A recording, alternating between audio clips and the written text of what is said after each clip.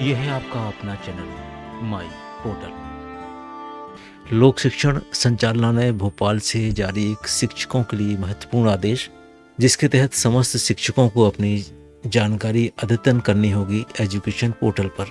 और इस काम के लिए अंतिम तिथि जो निर्धारित है वो है 23 मई। आदेश में क्या लिखा है, चलिए हम आपको विस्तृत रूप से बताते हैं आगे। अगर आपने अभी तक हमारा चैनल सब्सक्राइब नहीं किया है तो कृपया एक बार उसको सब्सक्राइब ज़रूर कर लें। सबसे पहले देखते हैं क्या है निर्देश लोक शिक्षण संचालनालय की। ये पत्र जारी हुआ है 13 मई 22 को और पत्र क्रमांक है 39 और ये जारी हुआ है समस्त संभागीय संयुक्त संचालक लोक शिक्षण, समस्त जिला शिक्षा अधिकारी और समस्त जिला परियोजना समन्वयक को। विषय में कहा गया है कि एजुकेशन पोर्टल पर स्कूल शिक्षा विभाग के अंतर्गत कार्यरत समस्त अमले, यानी जिसमें शिक्षक और कर्मचारी सभी सम्मिलित होंगे, की जानकारी का सत्यापन किया जाना है। स्कूल शिक्षा एवं माध्यम जाति कल्याण विभाग अंतर्गत शालाओं कार्यालयों में कार्यरत समस्त अमले के वेतन एवं सेवा संबंधी जानकारी को ऑनलाइन रूप से एजुकेशन पोर्टल में ई सर्विस बुक प्रणाली के माध्यम से दर्ज की गई है, जिसे समय समय पर सत्यापित किया जाता है। सबसे पहला, लोक सेवक द्वारा की जाने वाली कार्रवाई। लोक सेवक यानी आपके द्वारा जो कार्रवाई करना है, ये उसका विवरण है। इसमें लिखा हुआ है, प्रत्येक लोक सेवक एजुकेशन पोर्टल पर यूनिक आईडी पासवर्ड की सहायता से निम्न लिंक से अपनी पदस्थी, संस्था, विषय आदि की जानकारी देख लें और यदि किसी प्रकार के संशोधन की आवश्यकता है तो तत्काल संकुल प्राचार्य को लिखित रूप से अवगत कराएं। और ये वाली जो लिंक है इसको हमने डिस्क्रिप्शन बॉक्स में दिया हुआ है, आप वहां से क्लिक करके अपनी जानकारी को प्राप्त कर सकते हैं। दूसरा बिंदु जो कि संकुल प्राचार्य से संबंधित है, संकुल प्राचार्य के द्वारा की जाने वाली कार्रवाई। इसमें लिखा हुआ है, संकुल अंतर्गत संस्थाओं में पदस्थ लोक सेवकों द्वारा संशोधन हेतु दिए गए आवेदनों में संशोधित की जाने वाली जानकारी जैसे पदस्थी, संस्था, विषय, गंभीर बीमारी आदि की जानकारी प्रविष्टि करने की जिम्मेदारी संकुल प्राचार्य की होगी।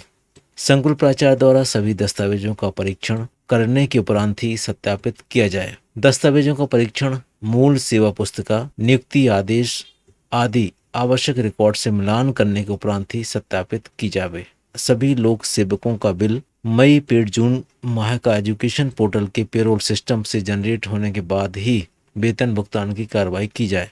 पेरोल से संबंधित लोक सेवकों का सही पदनाम, पदस्थी, संस्था और डाइस कोड सही अंकित होना चाहिए। इसकी समस्त जिम्मेदारी संबंधित संकुल प्राचार्य, आहरण संवितरण अधिकारी की होगी। बिंदु क्रमांक 3 में लिखा हुआ है कि लोक सेवक की जानकारी में निम्न परिवर्तन निम्न अनुसार किए जा सकेंगे। और इसमें लिखा हुआ है कि पदस्थी संस्था में संशोधन, यानी जहां पर आपकी पोस्टिंग है उसमें अगर कोई गलती है तो उस पर आप करेक्शन कर सकते हैं। पदस्थी संस्था में संशोधन कैसे होगा ये भी आपको हम बताते हैं। एम्प्लॉइज ट्रांसफर में जाकर कारण दर्शाते हुए रिक्वेस्ट भेजी जाएगी। तदुपरांत जिला शिक्षा अधिकारी द्वारा उस रिक्वेस्ट को अप्रूव किया जाएगा।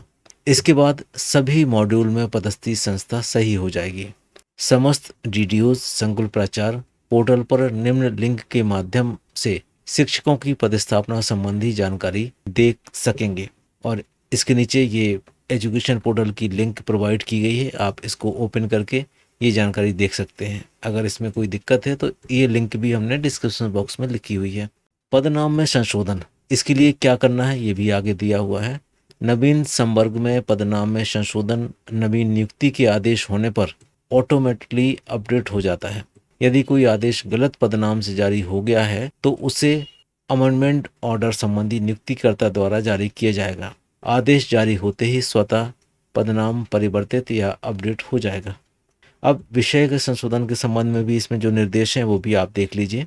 नवीन संवर्ग को छोड़कर शेष लोक सेवकों के विषय को अद्यतन किया जाए तथा यह सुनिश्चित किया जाए कि संबंधित नियुक्ति पदोन्नति जिस विषय में हुई है वही संबंधित का विषय दर्ज है। नवीन संवर्ग में नियुक्त उच्च माध्यमिक शिक्षक एवं माध्यमिक शिक्षक का विषय संशोधन सीधे नहीं किया जाएगा। नवीन संवर्ग में नियुक्ति आदेश में जो विषय अंकित है वही माना जाएगा। यदि नवीन संवर्ग का आदेश ही त्रुटिपूर्ण है तो संबंधित नियुक्तिकर्ता द्वारा यह सही विषय के साथ डिजिटल हस्ताक्षर युक्त संशोधित आदेश एजुकेशन पोर्टल से जारी किया जाएगा। आदेश जारी होते ही संबंधित का विषय स्वतः ही अपडेट हो जाएगा। यदि किसी लोक सेवक को रिटायर्ड, त्यागपत्र, मृत्यु इत्यादि कारण हटाया जाना है तो स्टॉप पेमेंट परमानेंटली ऑप्शन पर जाकर प्रविष्टि की जाएगी। यदि किसी लोक सेवक को कुछ समय के लिए रोका जाना है तो स्टॉप पेमेंट टेम्परेरी ऑप्शन से प्रविष्टि की जाएगी। उक्त निर्देशों के अनुरूप कार्यवाही दिनांक 23/5 तक पूर्ण की जाए तथा सभी अमले का मई पेड जून का वेतन पोर्टल के माध्यम से जनरेट किया जाना सुनिश्चित करें, जिसकी रिपोर्ट निम्नानुसार लिंक पर उपलब्ध है। संकुल वाइज रिपोर्ट इस लिंक से मिलेगी, जिलेवार रिपोर्ट आपको इस लिंक से मिल जाएगी। ये लिंक भी हमने अपने डिस्क्रिप्शन बॉक्स में दी हुई है। उपरोक्त रिपोर्ट के आधार पर जिला शिक्षा अधिकारी द्वारा कार्य की संकुलवार समीक्षा की जाकर उपरोक्त अनुसार कार्रवाई 23 मई तक पूर्ण कराना सुनिश्चित करेंगे। इसके पश्चात किसी भी प्रकार की त्रुटि प्राप्त होती है तो संबंधित संकुल प्राचार्य एवं जिला शिक्षा अधिकारी उत्तरदायी होंगे। और ये पत्र जारी हुआ है आयुक्त लोक शिक्षण मध्य प्रदेश की ओर से। तो साथियों, हुई ई सर्विस बुक अपडेट करने के लिए आपके रिकॉर्ड अपडेट करने की कार्रवाई है, जिसे 23 मई तक आपको और संकुल प्राचार्य दोनों को मिलकर पूर्ण करना है।